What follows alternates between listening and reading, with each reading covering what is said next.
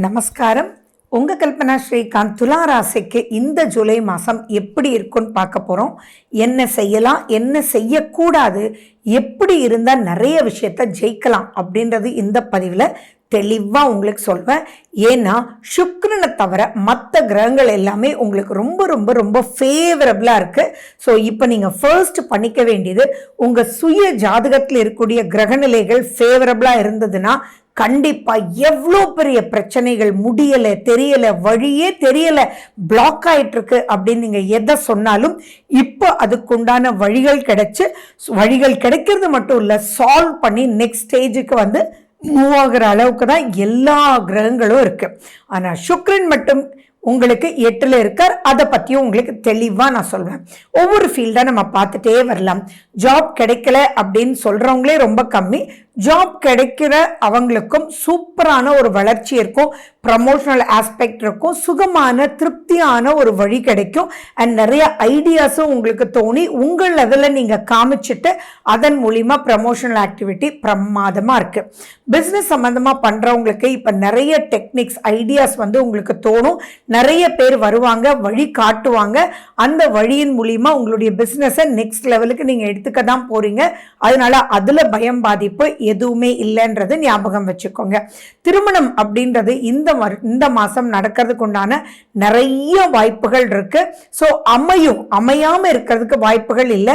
But 26ஆம் தேதி வரைக்கும் சுக்கிரன் 8ல் அப்படின்னு இருக்கும்போது என்னமோ கரெக்டோ இல்லையோ, நம்ம ஒன்று சொன்னா அவ ஒன்று சொல்றாரே, ரொம்ப வந்து இழுக்கிறாங்களே அப்படின்னு ஏதோ ஒரு நிலை வந்து ஒரு கவலையினுடைய நிலை மாதிரி இருக்கும்.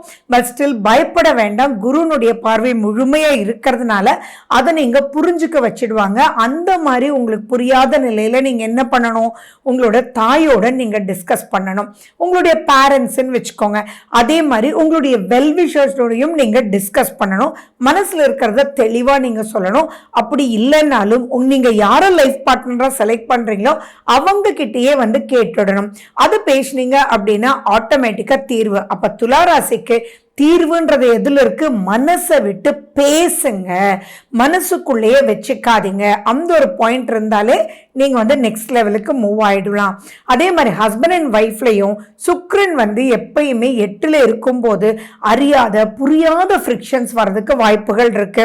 சின்ன சின்ன விஷயத்துக்கு உங்களுக்கு கோபம் வரும். பிடிக்கவே இல்லை பாவலை, பிடிக்கவே இல்லை பாவரை அப்படின்னு சொல்ற அளவுக்கு என்னமோ அங்க வந்து ஒரு அந்யோன்யம் குறைவு அப்படின்னு ஞாபகம் வச்சுக்கோங்க. பட் பெரிய லெவல் பாதிப்புகள் இல்லை.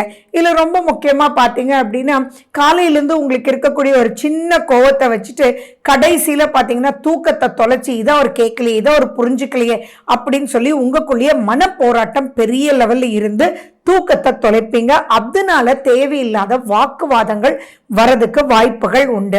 அதனால நீங்க என்ன எக்ஸ்பெக்ட் பண்றீங்களோ, ஃபார் எக்ஸாம்பிள் நீங்க சாப்பிட்டீங்களா அப்படின்னு ஒரு லவ் மெசேஜ் நீங்க அனுப்பியிருக்கலாம் உங்களுடைய லவருக்கோ அல்லது ரிலேஷன்ஷிப்ல இருக்கிறவங்களுக்கோ அல்லது பாத்தீங்கன்னா ஹஸ்பண்ட் அண்ட் ஒய்ஃப்கோ.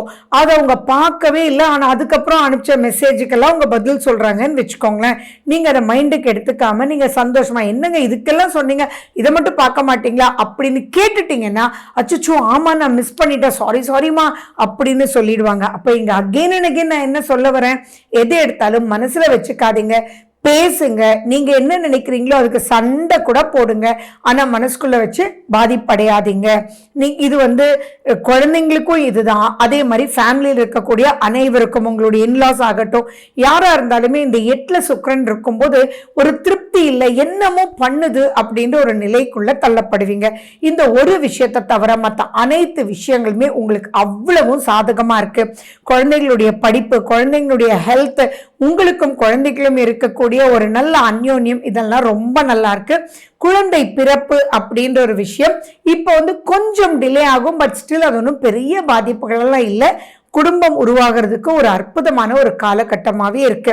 கேட்ட இடத்துல கடன் கிடைக்கும். அந்த கடனையும் சூப்பரா அடையக்கூடிய வழிகளும் உங்களுக்கு சேர்த்து கிடைக்கும். சரி, எவ்வளவு பிரச்சனைகள் எதுவாக இருந்தாலும் சரி, நீண்ட காலமா இருந்த பிரச்சனைக்கு கூட இப்ப யாரோ வந்து வழிகாட்டுவாங்க. அந்த யாரோன்றவங்க வழிகாட்டுறது மட்டும் இல்லை, ஸ்டார்டிங்ல இருந்து எண்டு வரைக்கும் எடுத்துட்டு போய் அதை ஃபினிஷ் பண்ணி கொடுத்துருவாங்க.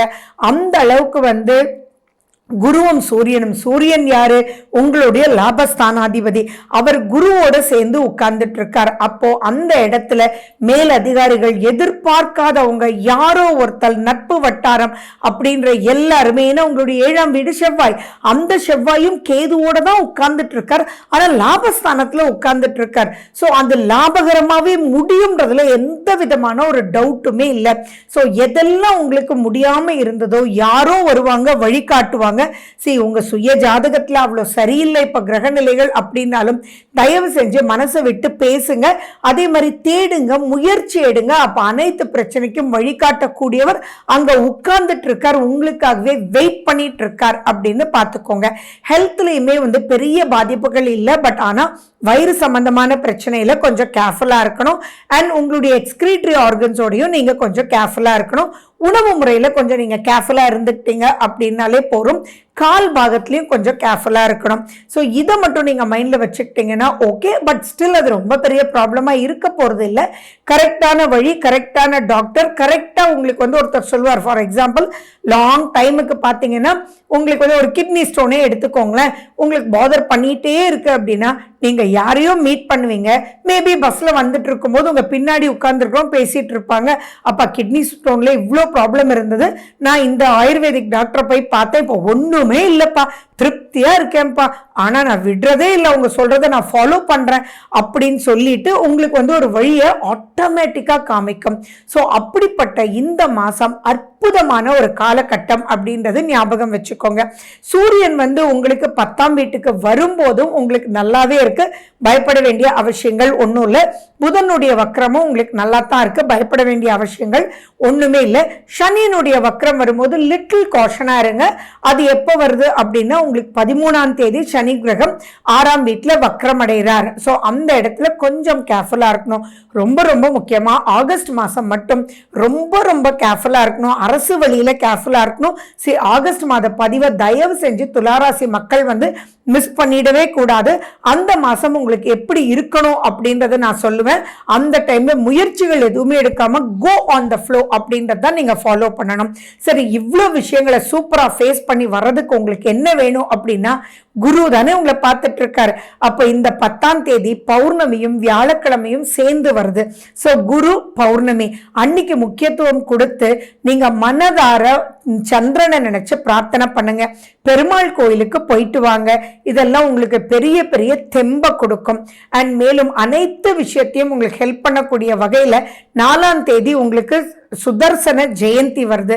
சுதர்சன ஜெயந்தி அப்படின்றது வாழ்க்கையினுடைய சுதர்சன சக்கரத்தை, எந்த நெகட்டிவ் அப் டவுன் அப்படின்றது தான் வாழ்க்கை, அதை எப்படி சீரா எடுத்துட்டு போக முடியும் உங்களுக்கு உதவக்கூடிய வகையிலேயே இருக்கு. அண்ட் மேலும் லாபஸ்தானம் 7ஆம் வீட்டு அதிபதி 2ஆம் வீட்டு அதிபதி லாபஸ்தானத்துல உட்கார்ந்துட்டு இருக்கார். 1ஆம் தேதியே ஷஷ்டி சேர்ந்து வருது, செவ்வாய்க்கிழமை.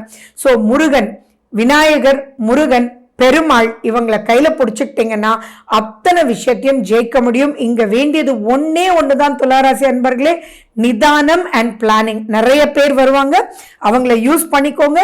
வாழ்க்கையில வெற்றி நிச்சயம். Wish you good luck. வாழ்க வளமுடன். நன்றி, வணக்கம்.